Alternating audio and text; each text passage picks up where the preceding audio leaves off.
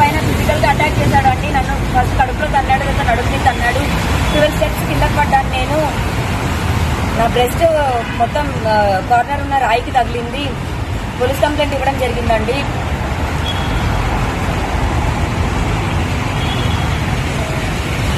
ఇంతవరకు మాటల్లో ఉన్న శేఖర్ భాష ఇప్పుడు నన్ను చంపేస్తానని ఈ అమ్మాయిని మాట్లాడుతున్నాడు. నాకు ప్రాణహాని ఉందండి. మొన్న రాత్రి కూడా మా ఇంట్లో కిటికీల వైపు రాళ్ళు తీసుకొని కొట్టాడు. నాకు భయం వేస్తుంది. నాకు ఏం జరిగినా సరే శేఖర్ భాష మాత్రమే కారణం అవుతాడు. ఎంత పర్సనల్ గా తీసుకోకపోతే శేఖర్ భాష ఇన్వాల్వ్ అయ్యి మాట్లాడుతున్నాడు. మరి ఎన్ని డబ్బులు ముట్టాయో, మరి మగజాతి హాని ముత్యం అంటున్నాడో అవేమి నమ్మొద్దండి. అండ్ ప్రీతి ఉదయ్ మాట్లాడుతున్న ఈ మాటలేవి కూడా నిజం కాదు. నేను ప్రతిదీ నిరూపించుకుంటాను.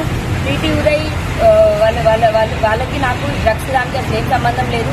ఒక డ్రగ్ కేసు అన్నది ఇన్వాల్వ్ చేసి నన్ను ప్రిజన్ కి పంపించి దాని నుంచి నన్ను బయటికి రాకుండా పీడీ యాక్ట్ అన్న సెక్షన్ వేయించి నన్ను జైల్లో ఉంచాలి.